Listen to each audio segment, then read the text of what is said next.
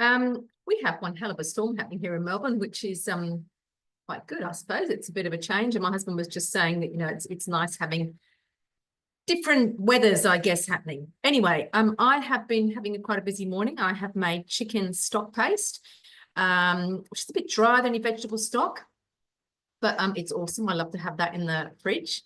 I've also made the five seed bread, which is proving. And now I'm making tomato ketchup because we had this awful realization. I made jars and jars and jars of it in about March last year, that we are on the last jar.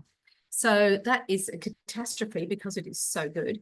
It's an English recipe, ketchup. I don't know, ketchup English, or is it that I grew up with tomato ketchup? But it could also be American, who knows? But I'm going to get this going. Here it is, the tomato ketchup. I have weighed a few things out. Let's go start cooking. Now, I've got everything in this bowl, and of course, I've put them in the order of the recipe. So what I want first is in the bottom. So I'm going to skip through the recipe here for the last bits. This. So one fresh long chili cut into, de-seeded and cut into pieces. So I think there's probably another bit of that lurking somewhere. Oh, there it is. So there's my chili. Coming backwards, 2 garlic cloves, 130 grams of red onion cut in half. Luckily, I chose the right size onion. 180 grams of capsicum cut into pieces. So this is all going in. Bits of capsicum. There we go. And a kilo of fresh tomatoes. So these tomatoes were $2.99 a kilo. So that's a pretty good deal. All bows, they're all going in. It is actually a very full bowl. So now what I'm going to do, 3 dots. You can actually, oh no, I think I'm going to show you any recipe detail. All right. When I go down here, I can actually jump forwards. Actually, I wonder if it'll do this. No. Because it's one big step in the recipe. If we look through here, this whole thing, everything I put in is one step in the recipe. So we'll just go start cooking again and we'll flick through. So I've got my tomatoes in there. I've got my capsicum, the onion, the garlic, the chili. And now I do have to weigh in 100 grams of white wine vinegar.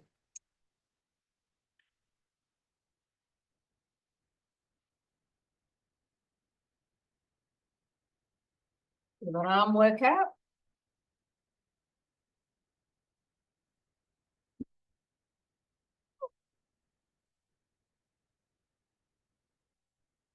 Lid's going on.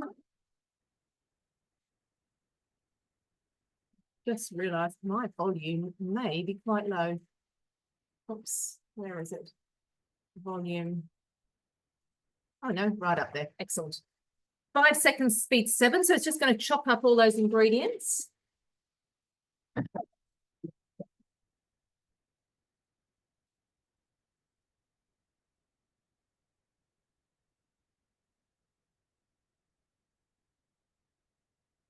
So it's all looking very pulpy.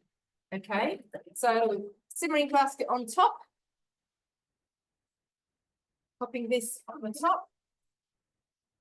Okay, and that's going to cook for 40 minutes, 120 speed 2. And once that's finished, I'll come back and show you what's next. Meanwhile, I'm going to go and enjoy that storm. Okay, so that all the tomato mixture has been cooking for 40 minutes. So we're coming back to the next stage. All right. I'll just show you what this looks like. Oh, it's really shrunk down a bit. I was actually hoping I might be able to do a double batch, but you can't. There's too much in there. All right, 1 pinch of nutmeg.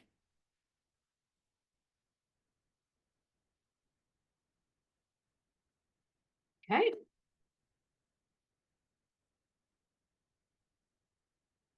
Half a teaspoon of mustard seeds. Oops, not a teaspoon.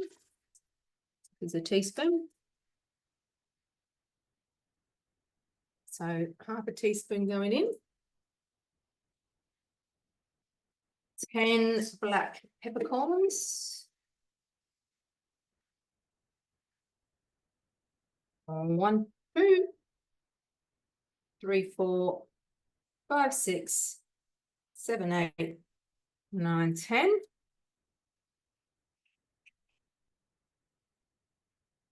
One dried bay leaf, which I had here 1 second ago. What's happened to it? On the floor. It's ridiculous. It was literally here. I'll get one in a second. 1 teaspoon of hot paprika. Now I've got smoked or sweet, and I'm going with smoked.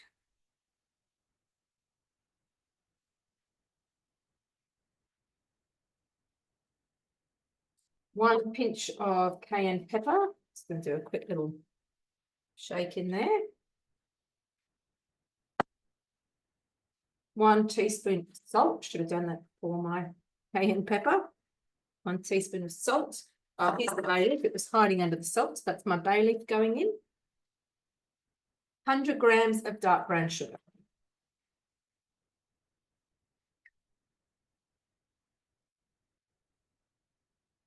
And I'm actually going to put about 80 in. See if the husband notices. There we go. So, simmering basket going back on top again. And we have 15 minutes cooking like this. Okay, so I'll let it do its cooking and we will. Okay, so with all those spices and herbs and things in there, that has just finished cooking. And we are going on to the next step, which it says mixture should thicken during cooking. And yes, it has. It's still saucy, but it is there. All right. So what we're going to do is remove the simmering basket, which I've done. And I'm going to pop the MC back in, measuring cup, back in the lid there. And we are going to clean up this little mess I've got here. And turn the speed selector to 5.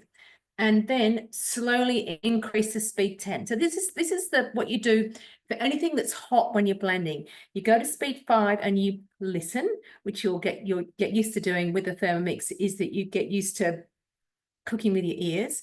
I know when a stage is nearly finished because the sound changes. Okay, if something's been cooking, it starts to cool down before it finishes that stop.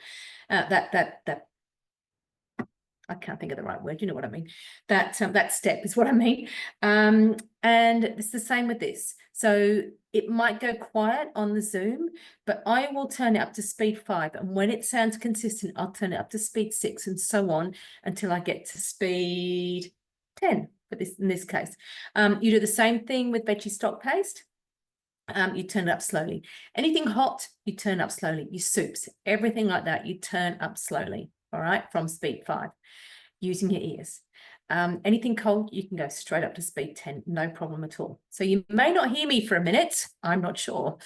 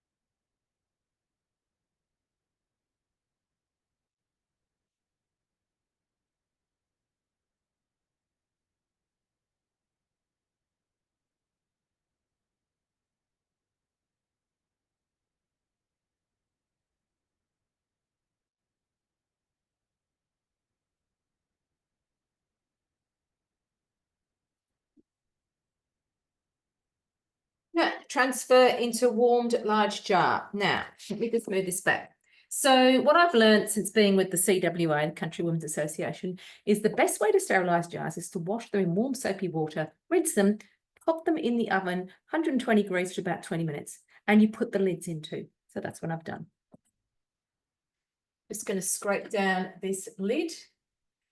Now, if you are new to Thermomix, the best thing to do whenever you take your lid off is turn it upside down, okay? So you turn it upside down, put it on the bench that way. Now, there is a little trick here, which I will endeavour to do. Okay. So you can actually use this as a funnel, your lid as a funnel. So turn it that way up. I'm going to pour some sauce in here.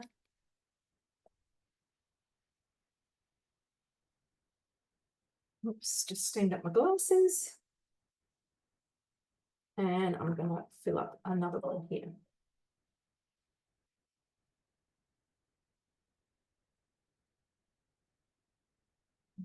So that's pretty much all steamed up.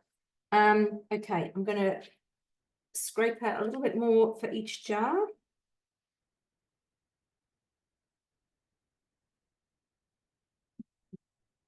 This one. So that's made me two, and I've got a little tiny bit left. 2 jars.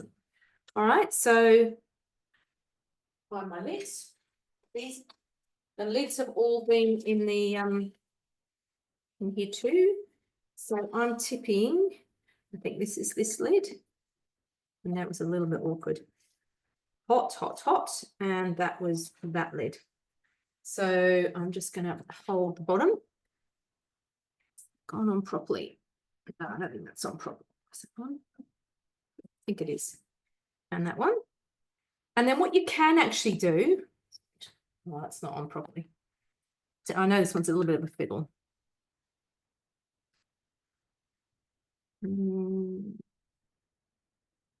There we go. All right. Turn them upside down. Leave them to cool.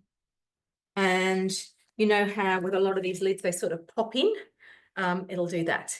So what I did last year when I made a whole heap of this sauce, which was generally when tomatoes are super cheap in March, I left a little bit of space in there. I actually froze a lot of them. So, but I think these will be used fairly quickly, so I'm not going to worry about that. Anyway, there you go. Tomato ketchup. I thoroughly recommend it. We really enjoy it. And as I said, it was a bit of a horrific realization that we were nearly out. Actually, there's just one thing I wanted to show you too. Whilst that's all happening, I've had some bread proving, and I'm using the Thermomix sensor to monitor it. So in here, I can go onto Thermomix sensor, excuse the screen. It's telling me I have approximately 22 minutes left of baking. It wants to heat to 96 degrees. It's currently at 50. So I don't have to worry about that at all. I just click out of there. It's in here if I want to check it.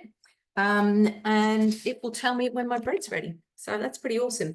The sensor is for sale in the mix shop.